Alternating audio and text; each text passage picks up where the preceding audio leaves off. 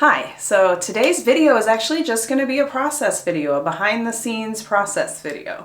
And what I mean by that is, as an abstract artist, I am about to release a new set of work, a new series, a new body of work, whatever you want to call it. And I created kind of a checklist that I wanted to get everything down and that I wanted to make a step-by-step process so I didn't forget any of the steps in the process. What I've done is I've created a checklist that I now share with you and anybody who wants it. It's completely free. I can link it below in the description, but it's also a resource on my website under the resources section. What I've done is I've broken it up into stages. So I have stage 1 planning, stage 2 making, and stage 3, which is actually launching the work.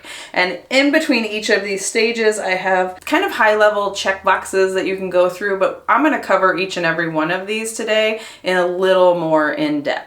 First things first though, my name is Jen Sanders. I am an abstract painter and I create videos that help other artists. Some process videos, some are paint with me videos. I just like to help other artists. So if you have any questions at all, leave those in the comments. And if you find this information useful, be sure to hit like and subscribe to my channel.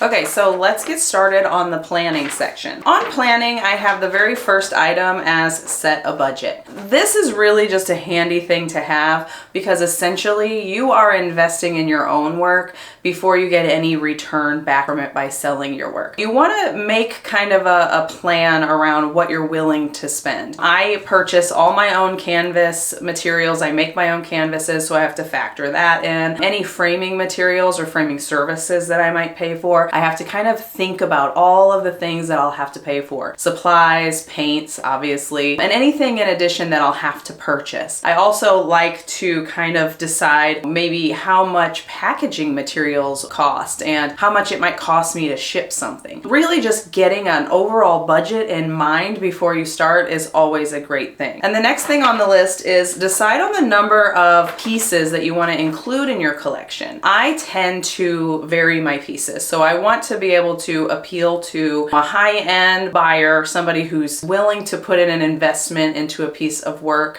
to, you know, even a budget-friendly buyer. So I try to keep all of those in mind. So everybody who's from like the top of the spending food chain down to somebody who's a little more budget conscious. What I do is I will create different size pieces. So I'll have a few large pieces, I'll have a few medium pieces, and then I'll have a few smaller pieces. And I'll even vary from having pieces that are on canvas versus pieces that are on paper. I just recommend just sort of thinking it out, writing it down, and making sure that you have a good idea and understanding of what you want to release. Which kind of goes into the third check on this, which is plan out the sizes that you want to offer. Think about varying collector budgets. So I've kind of already touched on that. Now the next one is research and plan out your concept. Think ahead about what you want the story of your body of work to be about. Do you want it to tell a story? Are you looking to start with a color palette and let the color palette tell the story? Think about those kinds of things and at least get that written down so you understand what you're going to write about later, because you will have to write about your art if you want to sell it. That's just kind of part of the process. I always find it helpful if I sort of get that concept flowing in my mind before I even start to paint anything or before I start to create any art. For instance, my paintings are typically built around color stories and around gestures and marks and the actual act of making paintings, of the action of making paintings, that kind of thing. I tend to, you know, try to keep that idea in mind.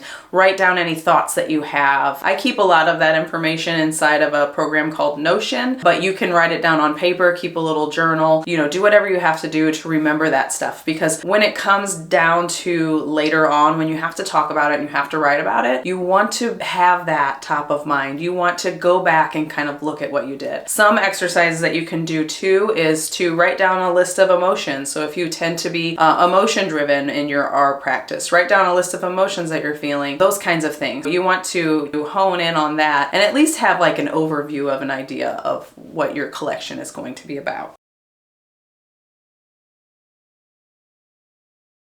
The very last thing in planning is to actually plan out pricing and pricing each piece. Deciding on how you prefer to price your pieces is a great way to understand your budget and everything. So at this point, you should have kind of a running list of what sizes you plan to offer, how many different pieces you want to offer. With that, you can start to plan out how much is it going to cost you to make each piece, but then also how much do you want to sell each piece for. For me, a lot of factors for selling and making the pieces, I might have to factor in how much the materials cost to make the canvas, how much the frames cost, and then you can kind of, maybe you want to set a percentage above that. I want to make 50% more than what I paid. You can do that. I tend to charge by the square inch. I have a set price for square inch and I just do that math, and then I'll tack on an additional amount for the frame if I decide to frame it. That's kind of my process, but whatever your process is, make sure you set that and you kind of plan it and you write it down. It's very helpful when you actually go to sell your work, whether that's online or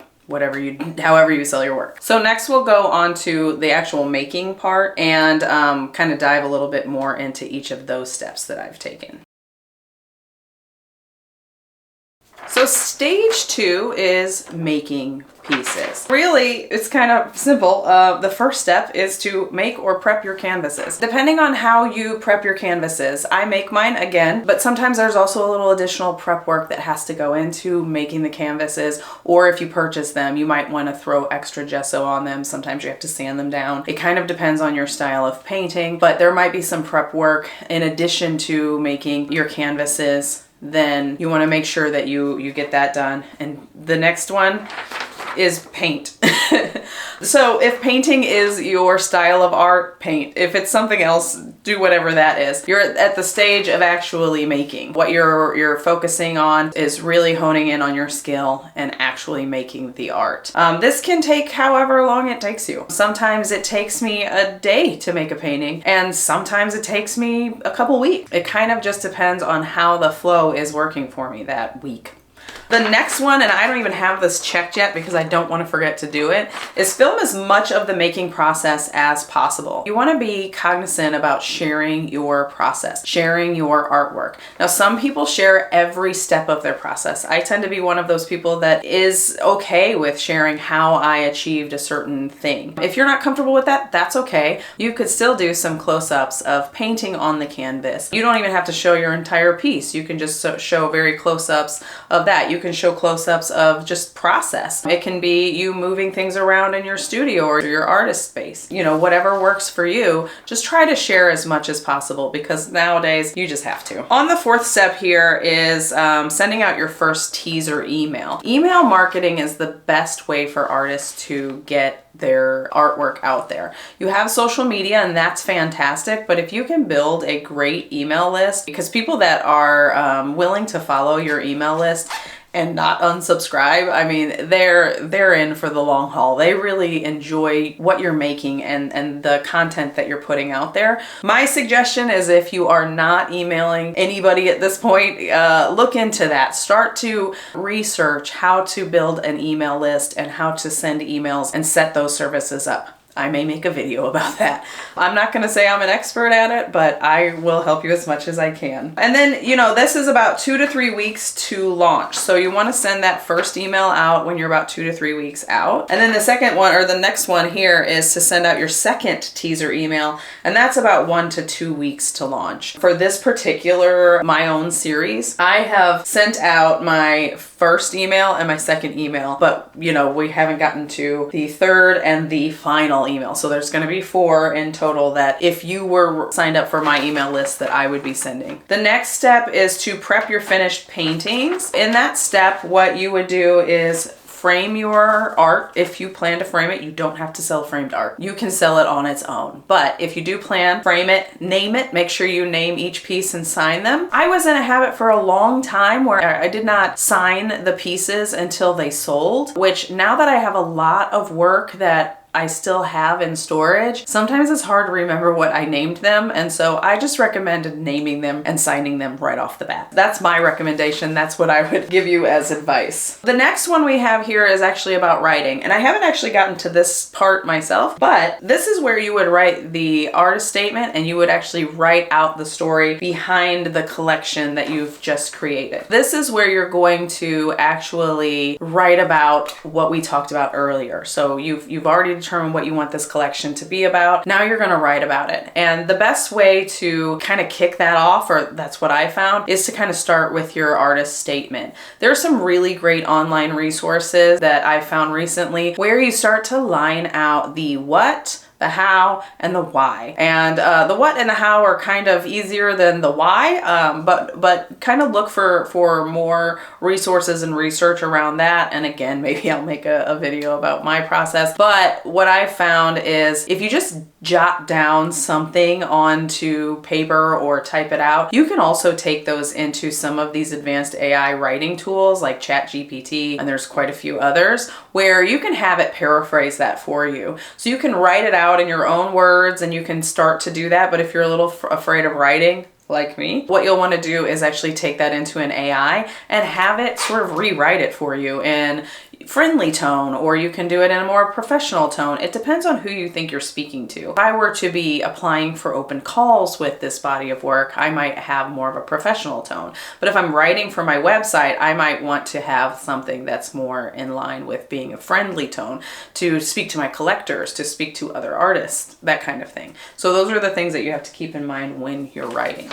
And the last one on this making section is remember to post on social media daily. Ask people to subscribe to your email list. This kind of goes in with like filming as much of the process, but what you want to do is make sure that you are posting something on social media every single day. Now you can give yourself a break if you want. You can set your days and then have a day off. I typically forget to post or don't post a lot of times on Saturday or Sunday. I'm just busy. You know, I mean, I have a life outside of, you know, all of the social media stuff. I put a lot of time and effort into my social media, but I also take time off. So make sure you do that. But I would recommend, especially as you get closer to your launch, to post every single day and post in your stories. Post reels if you're on Instagram, or I think on YouTube there are shorts. Post a lot of photos if you're on Instagram or Facebook, even Pinterest. Anything you want to share. They don't have to be full out videos of your art if you're just trying to build up some excitement around it and you don't want to show people exactly each piece just yet till you launch, but you can start to show those snippets and some of that kind of thing. And then back to filming, make sure you're filming B-roll. B-roll is, you know, quick little snippets of you swirling your paintbrush around in the water, or,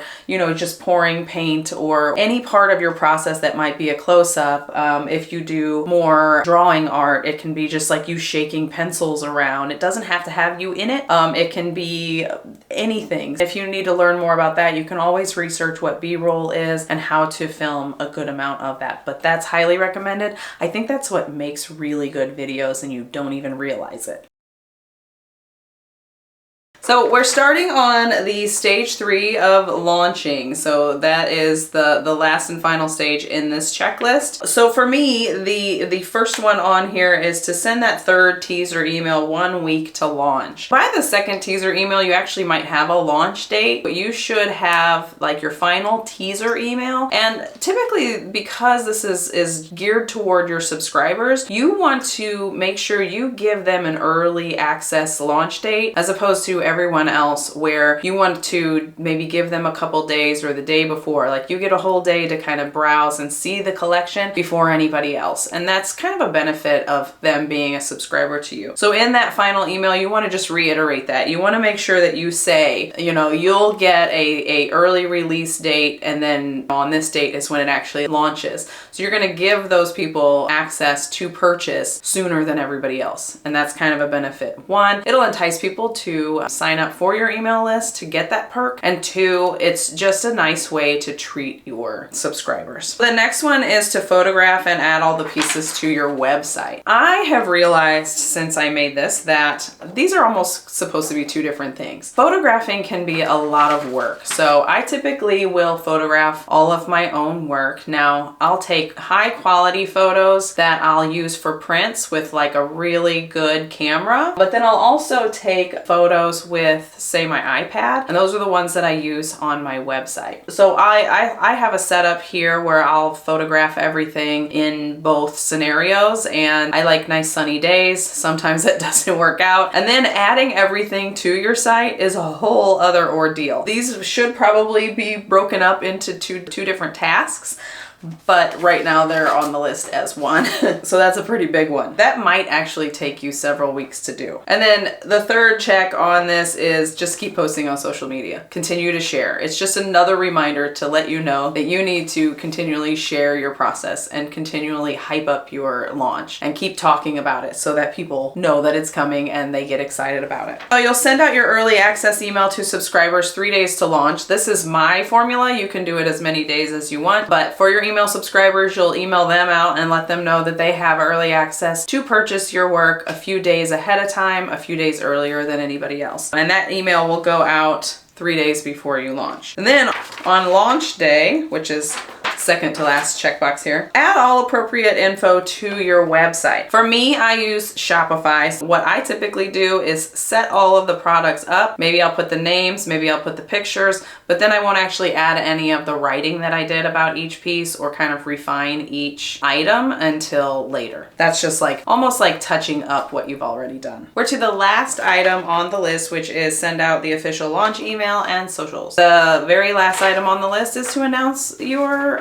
series. Let people know that it's out there. Let them know that they can purchase it. Tell them where to go. Blast it out in as many places as you possibly can. And this is also a good opportunity to learn more about paid ads and boosting posts and that kind of thing to get as many eyes on your work as possible. And that's it. Once it's launched, you just kind of wait and see. I would say post-launch, you're probably going to want to send out another email or 2 in the days or weeks following just to remind people. A lot of times people have to go to your website or see your product multiple times before they're ready to buy. So don't get discouraged if, you're not getting a lot of hits right away. Everything's going to move eventually.